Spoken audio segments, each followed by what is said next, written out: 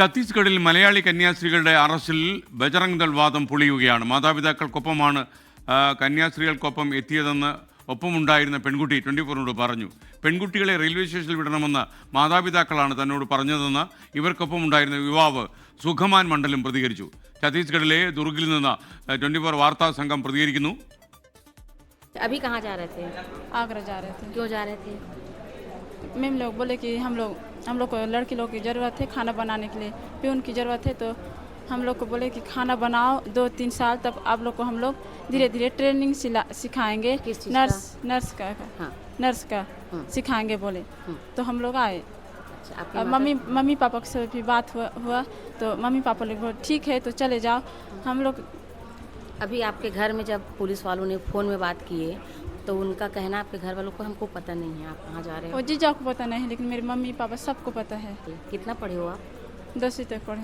ये लोग बोले कि इनके माँ पिताजी से बातचीत हुई थी, तब इसके माँ पिताजी बोले कि ठीक है, बाहर में तो कई लोग काम करने जाते हैं मैम। बोले सिस्टर जी बोले कि मेरे को खाना बनाने के लिए ज़रूरत है बोले, तो उसलिए मेरे को उनके माता पिताजी लोग बोले कि कम से यहाँ तक छोड़ दो। और फिर सिस्टर जी बोले कि लेने आऊँगी बोल के, ठीक है मैं कोई बात नहीं, मैं यहाँ तक छोड़ देता हूँ। ये सिस्टर लोग कौन है? ये सिस्टर लोग पहले वहाँ पर नारायणपुर में, उसके बाद इन लोग का अभी सिस्टर जी का आगरा में ट्रांसफ़र हुआ है, तो वहाँ पर भी अभी खाना बनाने के लिए अब इनके साथ में इनके दीदी है ना जो बातचीत कर रहे हैं। अभी कहाँ जा रहे थे?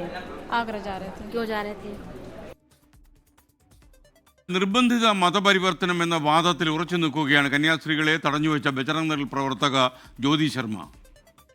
एक बच्ची उसमें रो रही थी तो हमारे भाई ने पूछा क्यों रो रही हो, तो बोले मैं घर जाना चाहती हूँ, ये मुझे नहीं जाने दे रहे हैं। चूँकि लड़कियाँ थी, महिलाएं थी, तो भाई ने तुरंत फिर हमें फ़ोन लगाया, दीदी ऐसी ऐसी बात है करके। तो जब मैं वहाँ पहुँची तब तक उनको GRP में बिठा दिया गया था, अंदर में वहाँ रूम में बिठा लिए थे। वहाँ जाने से मैंने बातचीत किया उन लोगों से, तो एक बिटिया का कहना था मैं घर जाना चाहती हूँ लेकिन ये मुझे नहीं जाने दे रहे हैं। എന്നാൽ മലയാളി കന്യാസ്ത്രീകളുടെ അറസ്റ്റിനെതിരെ പ്രതിഷേധം ശക്തമാകുന്നു. UDF എംപിമാരുടെ സംഘം ഛത്തീസ്ഗഡിലെ റായ്പൂരിലെത്തി. CPM നേതാവ് ബൃന്ദ കാരാട്ടും LDF എംപിമാരും ഛത്തീസ്ഗഡിലേക്ക് യാത്ര തിരിക്കുമെന്ന് അറിയുന്നു. ഞങ്ങൾ വന്നത് ഇവിടെ അറസ്റ്റ് ചെയ്തിരിക്കുന്ന കന്യാസ്ത്രീകളുടെ അവരെ നേരിൽ കാണണമെന്ന് ആഗ്രഹിക്കുന്നു. ബന്ധപ്പെട്ട നടപടിക്രമങ്ങളുമായി ബന്ധപ്പെട്ട് നിൽക്കുന്ന മുഴുവൻ ആളുകളെയും ഉദ്യോഗസ്ഥന്മാരെയും കണ്ട് എത്രയും വേഗം ഇവരെ ജയിൽ മോചിതരാക്കുക എന്ന ലക്ഷ്യമാണ് ഞങ്ങൾക്കുള്ളത്. ഞങ്ങൾ ആദ്യം പോകുന്നത് ഈ അറസ്റ്റ് ചെയ്യപ്പെട്ട ഇപ്പോൾ ജയിലിൽ കിടക്കുന്ന കന്യാസ്ത്രീമാരെ കാണണമെങ്കിൽ അവിടെ പോയി കാണും. അതിനുശേഷം ഇവിടുത്തെ ഉദ്യോഗസ്ഥന്മാരുമായും അതുപോലെ മറ്റുള്ളവരുമായി ബന്ധപ്പെടും. അതിനുശേഷം ഞങ്ങൾ മടങ്ങിപ്പോകണമെന്ന് ആഗ്രഹിക്കുന്നത്. ബെന്നി ബെഹനാൻ എംപിയാണ് സംസാരിച്ചത്. ഛത്തീസ്ഗഡ് തലസ്ഥാനമായ റായ്പൂരിൽ നിന്ന് നമ്മുടെ വാർത്താ സംഘം അതിൻ്റെ തലവൻ അജീഷ് ജയകുമാർ തത്സമയം ചേരും. അതേപോലെ വിശദാംശങ്ങൾ നൽകാൻ ഡൽഹിയിൽ നിന്ന് ബൽറാം നെടുങ്ങാടി കൂടി ചേരുന്നുണ്ട്. ആദ്യം അജീഷിലേക്ക്. Ajeesh, welcome back to morning show. നമ്മുടെ ഈ ഇന്ത്യ സഖ്യത്തിൻ്റെ ഭാഗമായ ആളുകൾ അവിടെ ക്യാമ്പ് ചെയ്യുന്ന ഒരു പക്ഷേ ഈ കന്യാസ്ത്രീകളുടെ മോചനവുമായി ബന്ധപ്പെട്ട കാര്യമാണോ? എന്താണ് കൂടുതൽ വിവരങ്ങൾ?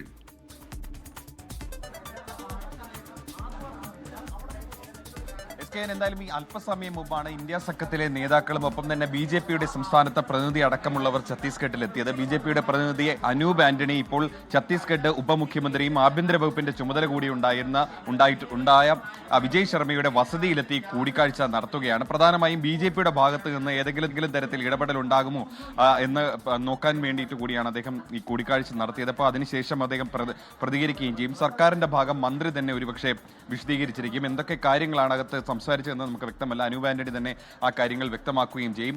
അതുമാത്രമല്ല, ഇന്ത്യ സഖ്യത്തിലെ പ്രതിനിധികളും ഇന്ന് ഛത്തീസ്ഗഡിൽ എത്തിയിട്ടുണ്ടായിരുന്നു. അവർ വിമാനത്താവളത്തിൽ എത്തിയതിനു ശേഷം മാധ്യമങ്ങളോട് പ്രതികരിച്ചു. അവർക്ക് ഈ കന്യാസ്ത്രീകളെ കാണുന്നതാണ് ആദ്യം പ്രധാനപ്പെട്ട കടമ. മാത്രമല്ല, ഏതൊക്കെ നിയമപരമായിട്ടുള്ള സഹായം കന്യാസ്ത്രീകളുടെ മോചനവുമായി ബന്ധപ്പെട്ട് ചെയ്യാൻ സാധിക്കും അതടക്കം അവർ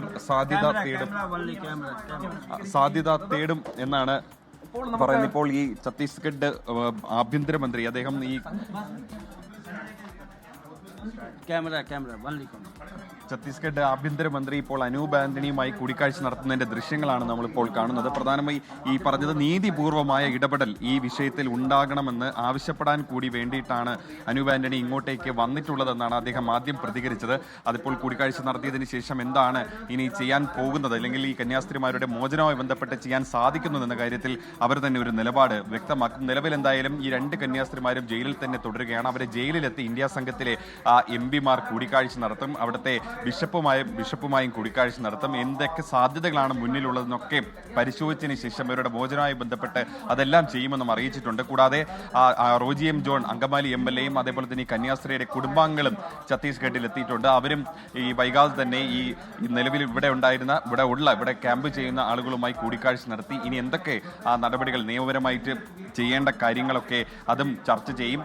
കൂടാതെ ഇവരുടെ ബന്ധുക്കളെ കൂടാതെ ഈ ഇടത് സഖ്യം വൃന്ദക്കാരാന്റെ നേതൃത്വത്തിൽ ഇടത് സഖ്യവും അവരുടെ ഡെലിഗേഷനും ഛത്തീസ്ഗഡിലേക്ക് വരുന്നുണ്ട്.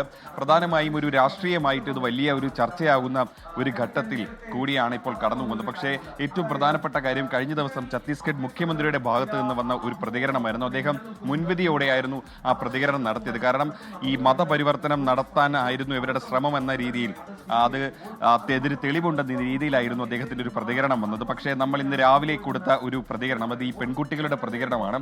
അതിൽ അവർ എടുത്തു പറയുന്നുണ്ട്, മാതാപിതാക്കളുടെ സമ്മതത്തോടു കൂടി തന്നെയാണ് തങ്ങൾ ഈ റെയിൽവേ സ്റ്റേഷനിലേക്ക് എത്തിയത്. കന്യാസ്ത്രീകൾ തങ്ങളോട് നേരത്തെ തന്നെ ചോദിച്ചിരുന്നു ജോലി താല്പര്യമുണ്ടോ എന്ന്. അങ്ങനെയാണെങ്കിൽ ജോലി നിങ്ങൾക്ക് തരാം, പാചകവുമായി ബന്ധപ്പെട്ട ജോലിയായിരിക്കും തരുന്നത്, അതിനുശേഷം അവിടെ നിങ്ങൾക്ക് നഴ്സിംഗ് പരിശീലനം തരാം എന്ന് പറഞ്ഞതിന് ശേഷം മാത്രമാണ് അവരെ കൂട്ടിക്കൊണ്ടുപോകാൻ വന്നത്. 24-ാം തീയതിയായിരുന്നു കന്യാസ്ത്രീകൾ ഛത്തീസ്ഗഡിൽ എത്തിയത്.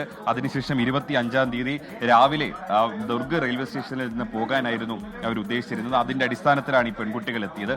വീട്ടുകാരോട് പറഞ്ഞിട്ട് തന്നെയാണ്, ആഗ്രയിലേക്ക് പോകുന്നുവെന്ന് പറഞ്ഞിട്ട് തന്നെയാണ് വന്നത്. അത് ഈ ബജ്രംഗദൾ പ്രവർത്തകരായിരുന്നു ആ ദൃശ്യങ്ങൾ പകർത്തിയത്. അവർ ആവർത്തിച്ച് ഭീഷണിയുടെ സ്വരത്തിലൊക്കെ ചോദിക്കുന്നുണ്ടായിരുന്നു, നിങ്ങൾ ഏത് മതത്തിൽ വിശ്വസിക്കുന്ന എന്നടക്കമുള്ള കാര്യങ്ങൾ ചോദിക്കുന്നുണ്ടായിരുന്നു. പക്ഷേ അവർ പറയുന്നുണ്ട്, നമ്മൾ യേശുവിൽ വിശ്വസിക്കുന്നവരാണെന്ന് ഈ പെൺകുട്ടികൾ പറയുന്നുണ്ട്. അങ്ങനെ തന്നെ അങ്ങനെയാണെങ്കിൽ ഈ ബജ്രംഗദൾ പറയുന്ന വാദം തന്നെ പൊളിക്കുന്നതാണ് ഈ പെൺകുട്ടികളുടെ പ്രതികരണം, പുറത്തു വന്ന പ്രതികരണം. അത് ബജ്രംഗൾ തന്നെ എടുത്ത ഒരു പ്രതികരണം. ഇപ്പോൾ അനൂപ് ആന്റണി ആഭ്യന്തരമന്ത്രിയുമായി കൂടിക്കാഴ്ച നടത്തിയതിനു ശേഷം മാധ്യമങ്ങളെ കാണുവാണ്.